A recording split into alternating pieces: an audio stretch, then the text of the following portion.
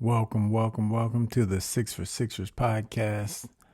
I am your host, Creek, and another loss against one of our fiercest rivals, the Boston Celtics. This rivalry goes back to the 80s and maybe before, but I remember from the 80s and 90s, vicious. And the games, there's certain teams where we just don't want to lose, and Boston is one of those teams. And oh man, we took a L tonight. But welcome to the Six for Sixers podcast, where we break down the Sixers game in 6 points, and sometimes we go into overtime. Please like, share, subscribe, comment, all of that good stuff that keeps the content flowing. And let's get into the game really quick. Break down the game in 6 points. There's always more than 6 points. There's more than 6 points tonight. That's what the comments are for you to actually add on some points and let us know what you think. But I'm going to go off my 6 points and maybe just add on a few. You can go to our Facebook page at the Six for Sixers for true 76er fans. Intelligent talk community there is great.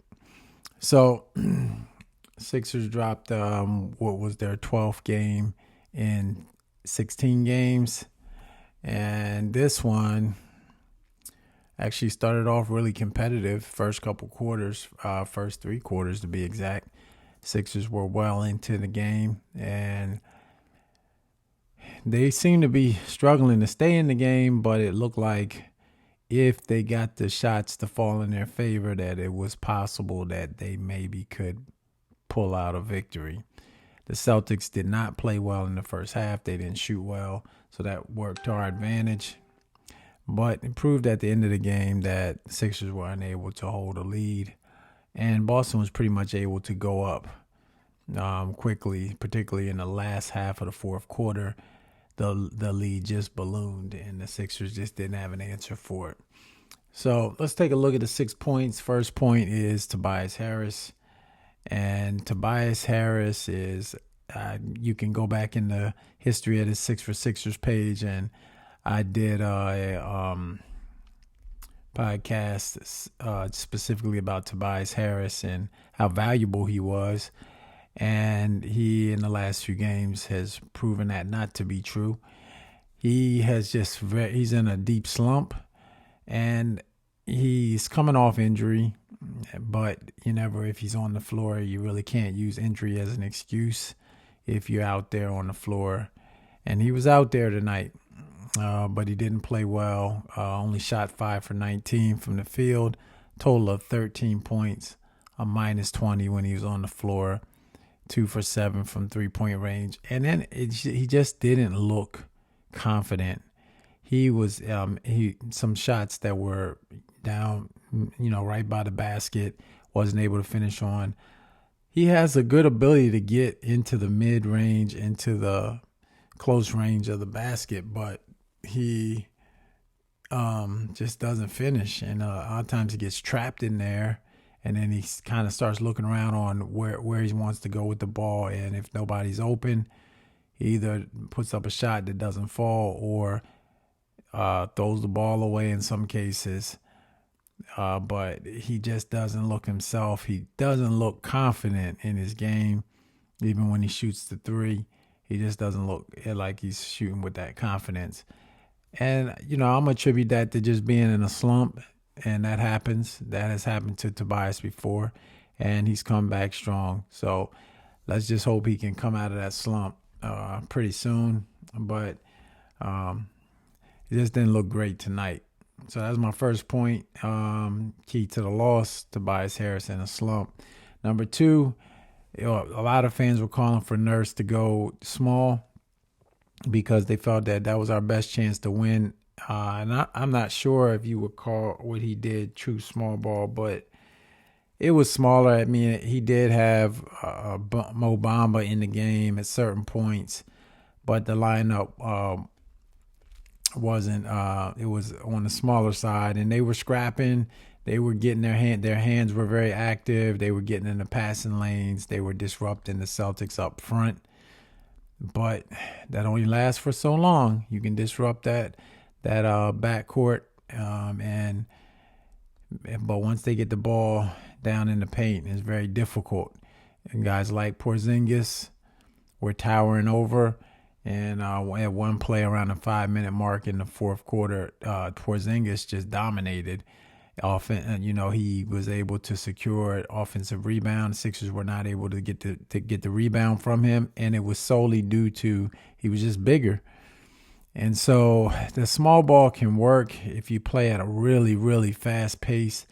But I think ultimately rebounding has been our Achilles heel, and it proved in the fourth quarter that when we play really small like that, we can't rebound the ball. The only way small ball is going to work is like if you're really on fire shooting, and you can get some steals with in the backcourt or make it really tough on them. But once the ball gets into that second level and then gets into the hands of their center or their power forwards, it's tough to stop. It's tough to stop them, and we just didn't do a good job there. So I applaud Nurse for trying something different. In my opinion, it just didn't work for the Sixers. Point number 3, defensively, the Sixers had really no answer for the Celtics' big three.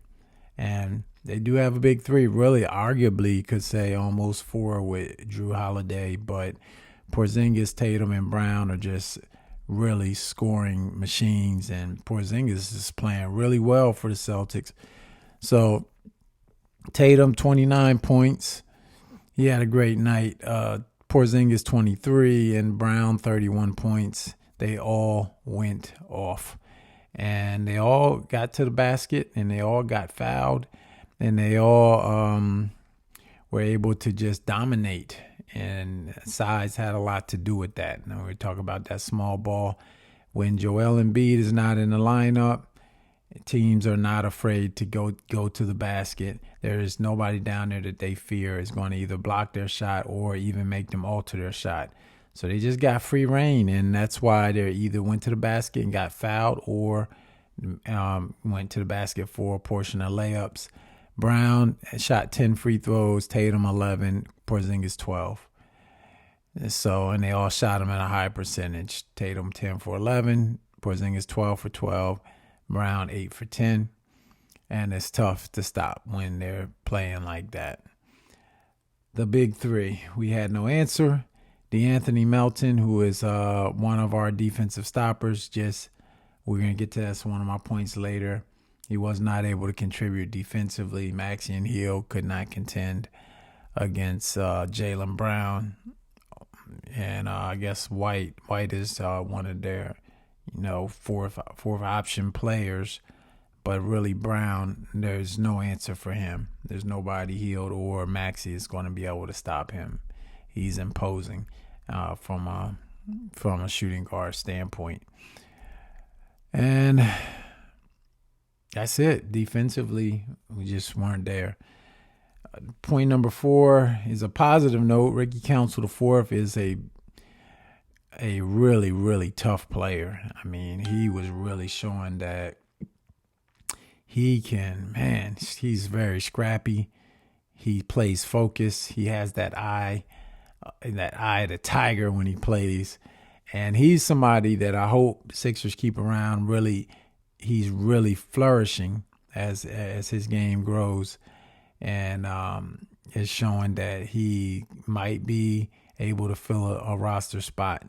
And I'm not talking about on the back end of the roster, but I'm talking about playing with that second unit consistently. He is really showing some promise. Tonight he got 19 minutes, which the Nurse is gaining more confidence in his game. 6 for 8 from the field, 4 for 4 free throws, 16 points. Great game by Ricky Council, and I think Ricky Council should get more time. He's not afraid. Tonight was a big moment playing in Boston, He didn't show any signs of being frazzled or that the lights were too bright for him. So that was a great pickup, undrafted player, and just was played like a man out there. So shout out to Ricky Council. Keep doing what you're doing. Keep working out. Keep working on your game, because I look forward to what he's going to do in the future. Point number 5, DeAnthony Melton. Just not 100%. Melton we were happy when he came back. We were predicting his comeback because Nurse said that there were players like Melton, Harris that would return after the All-Star break. But I don't think he's 100%.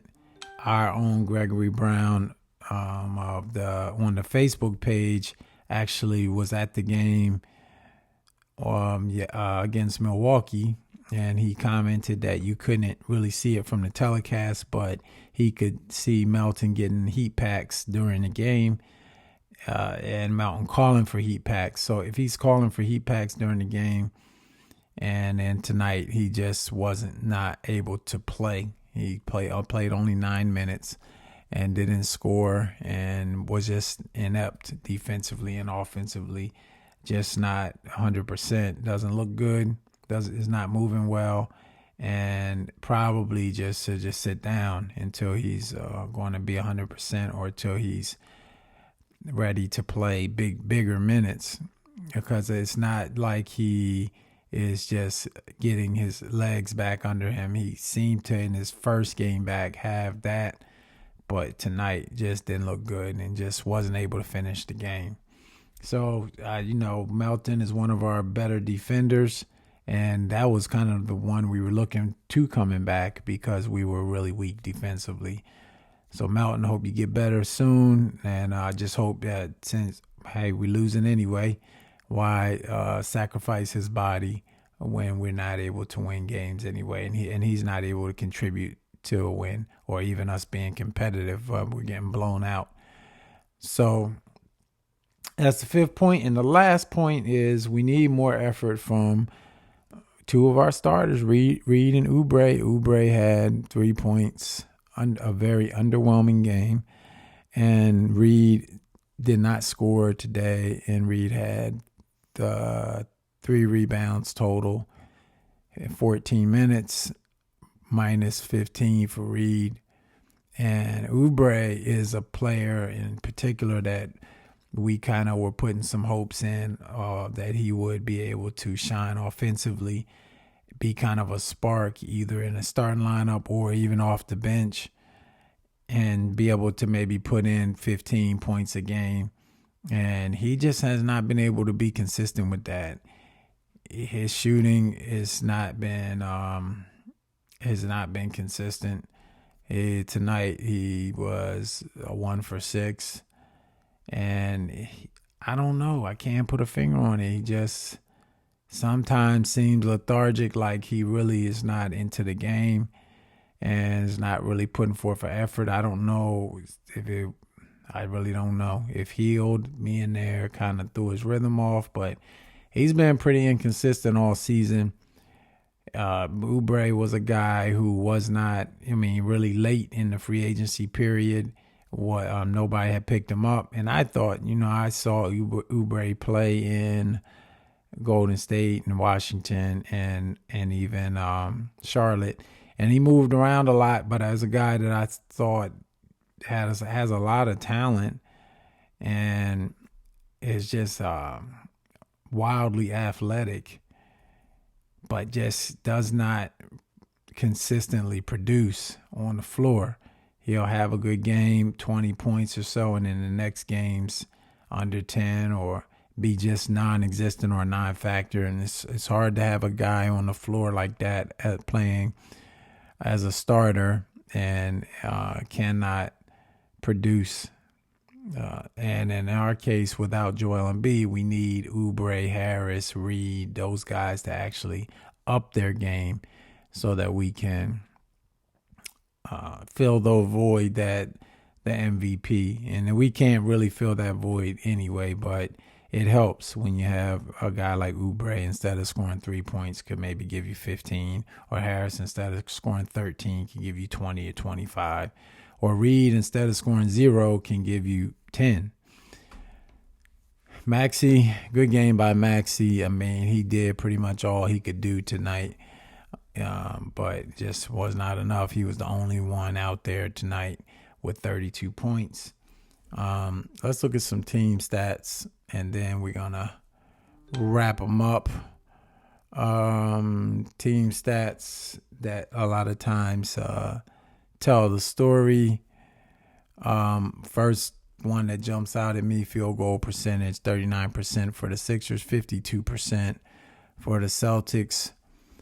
So another stat that jumps out at me, Sixers shot 42 three-pointers. They're not even trying to move the ball around in the paint or to just try even a mid-range. I mean, they just coming down shooting. Campaign, and I liked what Campaign did toward the end of the game, trying to bring us back, but he sometimes doesn't look to get the ball in the interior, just shoot number 3, not even trying to get a good 3 in rhythm, but just without even trying to work the ball around. Rebounding, another thing that we struggle with. The Celtics had 56 rebounds to our 28 rebounds, and that's a recipe for disaster. And points in the paint, 64 for the Celtics, 42 for the Sixers. And that leads points in the paint, mean more attempts in the paint. Sixers fouled a lot more than the Celtics. Celtics got to the free throw line. That's it. You're not going to win basketball games if the team outshoots you, out-rebounds you, and gets more points in the paint. Fast break points, 10 to 28 in favor of the Celtics. Easy baskets, transition, and even in flow of the half-court offense, Celtics just dominated the interior, and that's a byproduct of not having our big fella there, and some of it is just straight-up effort on the behalf of our players. That is the 6 for Sixers report. I'm your host, Creek. Look forward to seeing you. Hopefully we can win some games. We dropping fast.